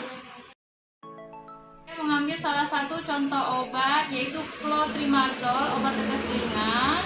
Dan ini cara pemberiannya mengikuti sesuai dosis yang ada di dalam kemasannya. Misalnya dosisnya 3 tetes. Jadi diteteskan pada salah satu telinga kiri atau telinga kanan yang menderita sakit. Kemudian posisi kepala dimiringkan, kemudian kita tarik dalam telinga, lalu tekan kemasan untuk mengeluarkan seberapa banyak tetesan yang akan ditetes pada telinga yang mengalami sakit. Video tata cara pemberian obat topikal, yaitu obat tetes telinga. Apabila ada salah dan kurang, saya mohon maaf. Wassalamualaikum warahmatullahi wabarakatuh. Assalamualaikum warahmatullahi wabarakatuh. Perkenalkan, nama saya Sri Mansari. Saya prodi D3 Kebidanan Poltekkes Kemenkes Pontianak. Di sini saya akan melakukan rute pemberian obat pada hidung. Di sini saya menggunakan obat ini yang kandungannya natrium klorida. Selanjutnya di sini saya menggunakan obat tetes hidung yang kandungannya mengandung natrium klorida 6,5 mg. Nah, di sini cara aturnya itu teteskan pada daerah hidung, dapat digunakan untuk meringankan inflamasi membran hidung. Terus aturan cara pemakaian obat tetes hidung ini adalah diteteskan jika dipakai pada anak dan bayi usia 1 bulan ke atas dan dewasa. Cara pemakaiannya adalah 1-2 tetes dalam sekali pemakaian. Terus pemakaian obat tetes hidung ini indikasinya untuk melembabkan membran nasal yang kering dan teriritasi karena pilek, alergi, terus kelembapan yang rendah, dan perdarahan hidung minor, serta iritasi pada hidung. Tetes hidung ini digunakan di setiap lubang hidung, setiap sekali pemakaian. Selanjutnya saya akan mempraktekkan cara pemakaian dan penggunaan obat tetes hidung. Langkah yang pertama adalah cuci tangan dengan sabun dan air mengalir. Langkah selanjutnya, pastikan tanggal kadaluarsa pada obat yang tertera pada obat. Nah, di sini expirednya bulan 2 2026.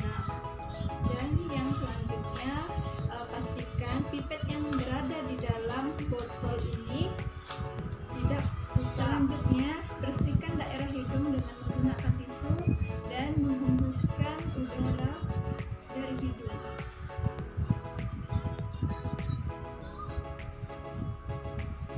Langkah selanjutnya, pastikan kepala memposisikan ke arah ke belakang atau bisa dengan posisi berbaring telentang.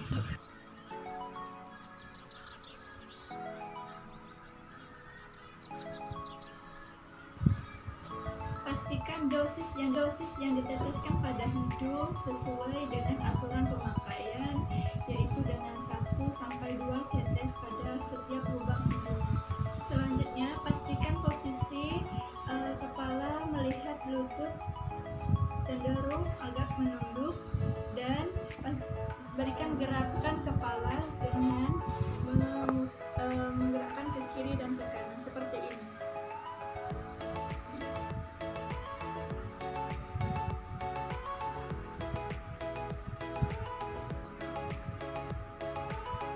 Selanjutnya, tutup kembali obat yang sudah terbuka tadi. Nah, setelah melakukan tetes pada hidung dan menutup kembali obat yang sudah terbuka tadi, selanjutnya mencuci tangan dengan menggunakan sabun dan air mengalir. Selanjutnya, cara penyimpanan obat yang sudah terbuka yaitu dengan simpan di tempat lemari obat atau suhu ruangan 25 derajat sampai 30 derajat Celcius dan jauhi dari jangkauan anak-anak beserta tanggal expired dari pemakaian obat ini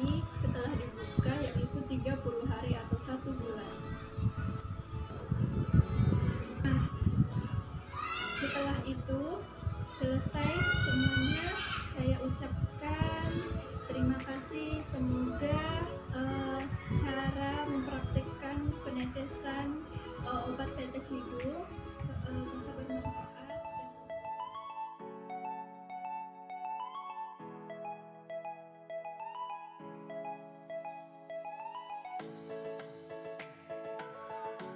Assalamualaikum warahmatullahi wabarakatuh. Perkenalkan, nama saya Mufti Amani Karyana. Di sini saya akan membuat video tentang rute pemberian obat untuk mengikuti tugas farmakologi. Baiklah, di sini saya mendapatkan tugas rute atau cara menggunakan inhaler dalam usul. Nah, baiklah, di sini yang pasti alat yang kita gunakan yaitu ada inhaler, kemudian ada air hangat. Nah, caranya yang pertama kita batukan atau perkandahan sebanyak mungkin seperti itu kurang lebih. Kemudian kita tempatkan kapsul ke dalam inhaler. Selanjutnya kita tarik nafas dalam mungkin, kemudian kita hembuskan.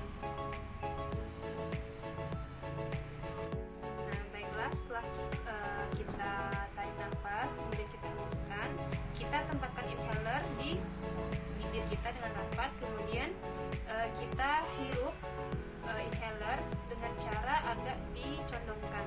Setelah itu kita tahan nafas kurang lebih selama 5-10 detik, kemudian baru kita kumur menggunakan air hangat. Baiklah, di sini saya akan mempraktikannya. Mohon diperhatikan.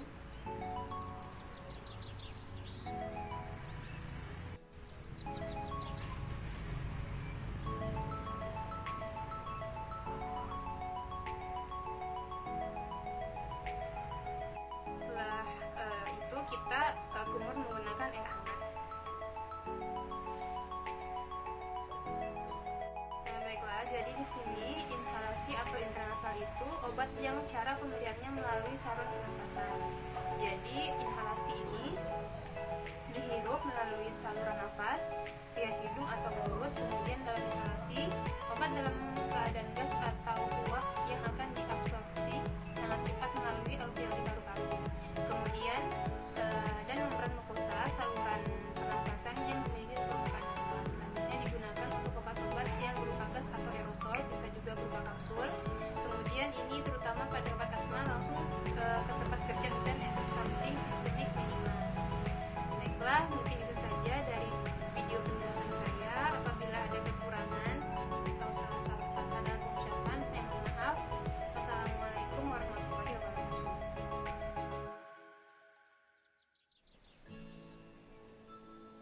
Assalamualaikum warahmatullahi wabarakatuh. Perkenalkan, nama saya Tri Febriani dari jurusan Kebidanan Poltekkes Kemenkes Pontianak.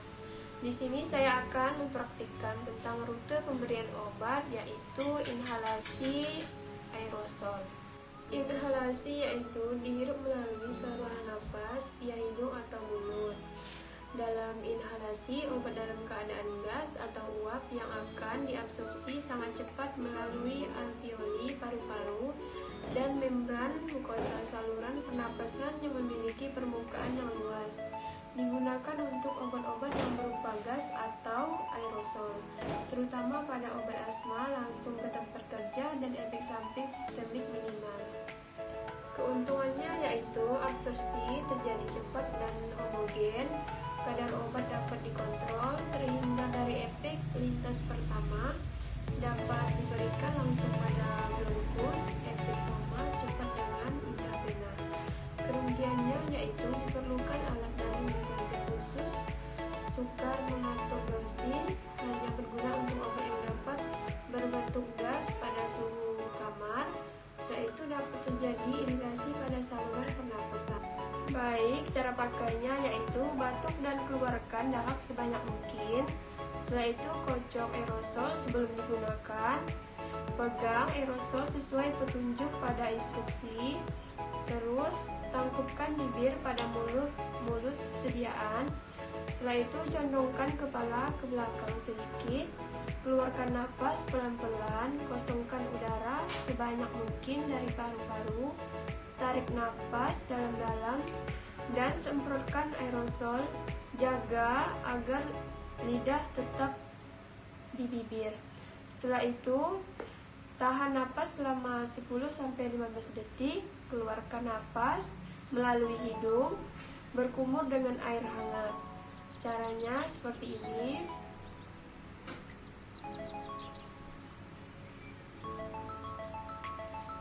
Sekian video dari saya. Wassalamualaikum warahmatullahi wabarakatuh.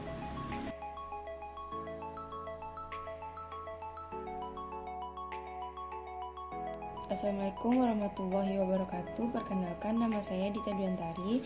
Di sini saya akan mempraktekkan cara pemberian obat melalui pernafasan atau yang biasa disebut dengan inhalasi atau intranasal. Cara penggunaannya yaitu disemprotkan atau diberikan ke hidung.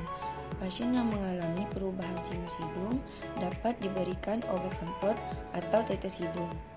Bentuk obat nasal yang sering diberikan dokter adalah semprot atau tetes dekomestan yang dapat meredakan sumbatan. Pasien harus diperingatkan untuk menghindari penggunaan obat yang berlebihan karena hal tersebut dapat memicu efek berulang yang akan memperburuk hidung yang tersumbat. Akan lebih mudah ketika pasien menyemprotkan sendiri obatnya.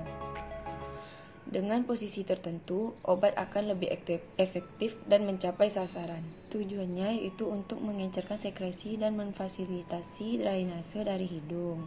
Kemudian mengobati infeksi dari rongga hidung dan sinus. Keuntungannya yaitu area permukaan untuk absorpsi luas. Kemudian banyak suplai darah sehingga absorpsinya cepat. Aktivitas metabolisme yang rendah dibandingkan per oral, kemudian mudah diakses untuk penghantaran obat dan bentuk sediaan alternatif jika tidak dapat digunakan obat saluran cerna. Kemudian untuk kerugiannya difusi obat terhalang oleh mukus dan ikatan mukus. Iritasi lokal dan sensitivitas obat harus diperhatikan. Hanya untuk obat yang poten atau dosis kecil dengan partikel 5 hingga 10 UM. Contohnya intranasal naloxone. Nah, di sini sudah ada nasal naloxone. Cara penggunaannya yaitu dimasukkan ke dalam hidung. Seperti ini. Kemudian kita semprotkan lalu ke hidung seluruhnya lagi. Seperti itulah cara menggunakan nasal naloxone ini. Terima kasih.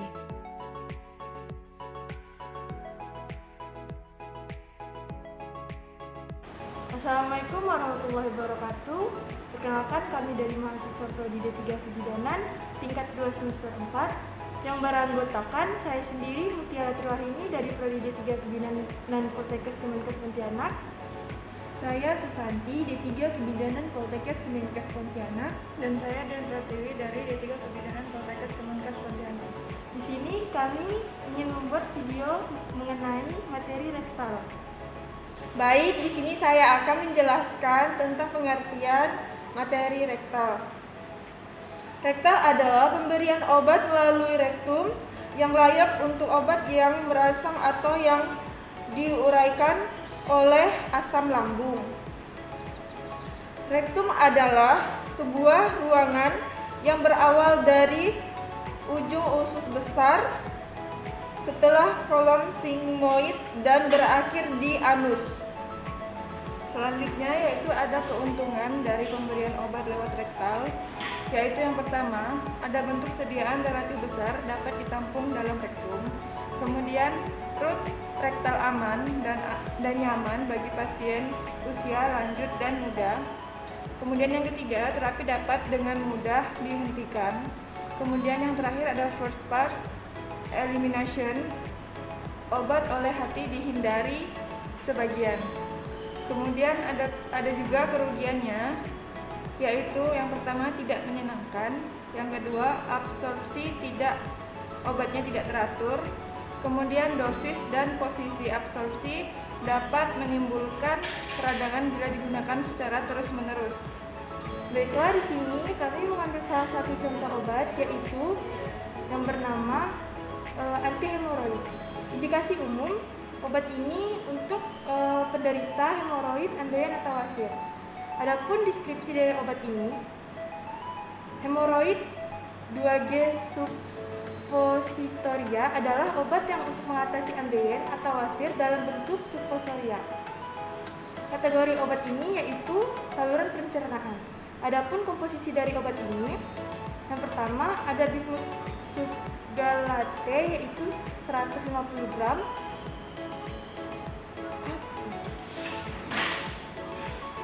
Yang kedua ada hexakloropen yaitu 2,5 gram. Yang ketiga linocochae 10 gram. Zinc oxide 120 gram. Adapun dosis yang digunakan pada obat ini harus sesuai dengan petunjuk dokter, yaitu 1-2 kali dalam sehari sebelum tidur. Jangan digunakan secara terus-menerus. Adapun aturan pakai, cuci tangan sebelum menggunakan, lalu keluarkan perhatian harus dengar resep dokter karena obat ini memiliki efek samping yang sistematik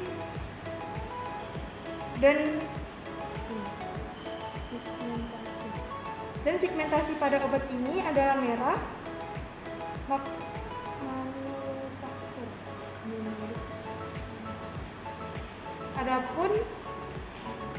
Adapun manufaktur pada obat ini adalah generik manufaktur. Begitu saja yang dapat saya jelaskan. Terima kasih.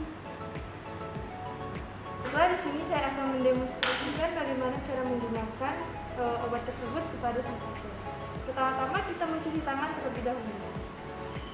Baiklah, setelah mencuci tangan, di sini kita meminta pasien untuk memposisikan dengan cara berbaring terlebih dahulu, lalu menghadap ke kiri, lalu berposisi seperti sujud.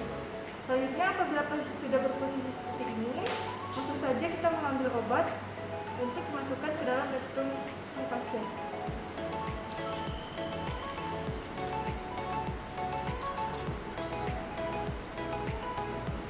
Baiklah, obat sudah ada di tangan saya. Lalu minta izin kepada pasien untuk memasukkan obat tersebut ke dalam. Maaf ya Pak, Ibu, saya izin masukkan ke dalam. Pastikan obatnya masuk ke dalam rektum. Setelah pastikan setengah tuas jari kita ini masuk pada bagian alis sang bapak atau sang pasien. Pak, saya izin masukkan obatnya ya. Lalu jika sudah, biarkan nanti beberapa saat, biarkan sang pasien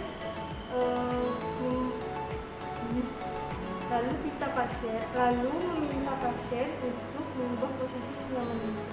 Bapak, ini obatnya udah dipasang ya, lalu langsung mengatur posisi senyamannya.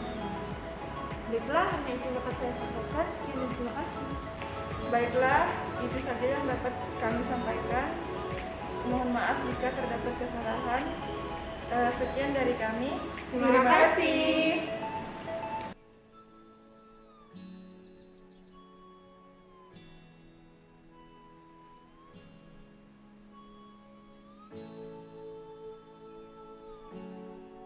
Selamat pagi, perkenalkan nama saya Meliana dari Prodi D3 Kebidanan tingkat 2.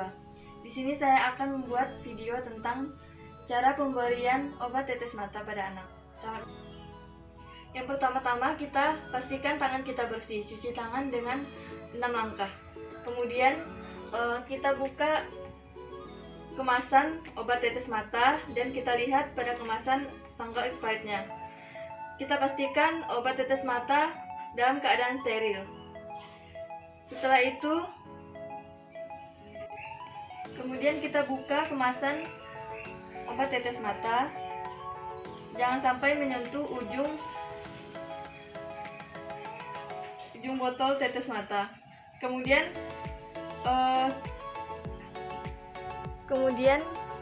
kita tarik kelopak mata bagian bawah dan kita teteskan sesuai jumlah yang dianjurkan. Setelah itu, pejamkan mata selama beberapa detik sampai obat tetes mata menyebar ke seluruh bagian mata.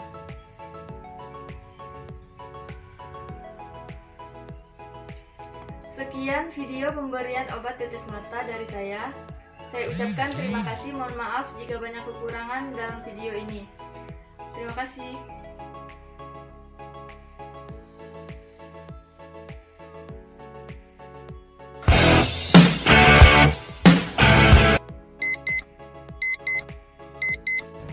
Assalamualaikum warahmatullahi wabarakatuh. Kami dari mahasiswa Poltekkes Kemenkes Pontianak jurusan D3 Kebidanan tingkat 2 semester 4. Di sini kami akan mempraktekkan bagaimana cara pemberian obat secara intratekal. Di sini anggota kami yaitu yang pertama saya Resti Agustina, saya Cindy Parwati, saya Syarifah Sukma. Baiklah, di sini kami akan melakukan tindakan yang akan kami lakukan. Selamat menyaksikan. Anestesi spinal atau intratekal merupakan penyuntikan obat anestesi lokal secara langsung ke dalam cairan cerebrospinal atau CLS di dalam ruang subarachnoid. Anestesi spinal atau subarachnoid adalah anestesi regional dengan tindakan penyuntikan obat anestetik lokal ke dalam ruang subarachnoid. Penyuntikan pada lumbal kedua dan di atas vertebra sacralis pertama. Terdapat beberapa jenis obat yang digunakan dalam anestesi spinal atau intratekal. Obat-obat ini antara lain lidocain, bupivacain, kemudian ropivacain, lalu tetracain, ropivacain, dan levobupivacain. Kemudian teknik spinal anestesi. Anestesi spinal atau intratekal berasal dari penyuntikan obat anestesi lokal secara langsung ke dalam cairan cerebrospinal atau CSF. Untuk melakukan anestesi spinal, anatomi yang spinal harus terus diingat ketika memasukkan jarum spinal untuk lebih mudah memahaminya. Teknik ini dibagi ke dalam beberapa tahapan. Ada 4 P. Yang pertama yaitu persiapan, yang kedua posisi, yang ketiga proyeksi, dan yang keempat puntur. Prosedurnya yaitu jarum spinal dimasukkan di bawah lumbal kedua dan di atas vertebra sacralis pertama. Teknik ini menggunakan jarum halus berukuran 22 sampai 29 G dengan ujung pensil atau ujung yang meruncing. Jarum spinal dibagi menjadi 2 kategori, jarum yang memotong dura dan jarum yang didesain untuk menyebarkan serat-serat dural. Untuk membantu pemasukan jarum melewati kulit dan ligamentum interspinosum. Awalnya dimasukkan sebuah jarum pendek berlubang besar dan jarum spinal akan dimasukkan melalui lumennya. Posisi duduk atau posisi lateral decubitus dengan tusukan pada garis tengah adalah posisi yang paling sering digunakan. Jarum ditusukkan tepat pada titik tengah pertemuan dari tulang iliaka. Kemudian ada indikasi dan kontraindikasi. Yang pertama, indikasi. Indikasi anestesi spinal antara lain pada bedah ekstremitas bawah, kemudian bedah panggul, tindakan sekitar, rektum perineum, bedah obstetrik dan ginekologi, bedah urologi, bedah abdomen bawah, pada bedah abdomen atas, dan bedah pada anak biasanya dikombinasikan dengan anestesi umum ringan. Kemudian ada beberapa kondisi yang menjadi kontraindikasi anestesi spinal, yaitu hipovolemia, kemudian curah jantung yang rendah, kemudian sepsis kulit lokal, riwayat alergi terhadap obat-obat anestesi. Yang kelima yaitu penyakit SSP penyerta. Yang keenam, pasien yang sangat tidak kooperatif. Kemudian D yaitu komplikasi spinal anestesi. Yang pertama ada komplikasi tindakan yang terdiri dari hipotensi berat, bradikardi, hipoventilasi, kemudian trauma pembuluh darah, trauma saraf,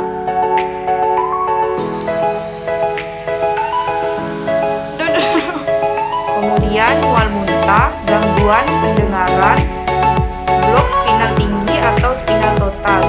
Lalu ada juga komplikasi pasca tindakan. Ada nyeri tempat suntikan, kemudian nyeri punggung, nyeri kepala karena kebocoran liquor, kemudian retensi urin. Kemudian yang terakhir yaitu meningitis. Lalu setelah dilakukan penyuntikan, tetap pada posisi duduk selama 3 menit.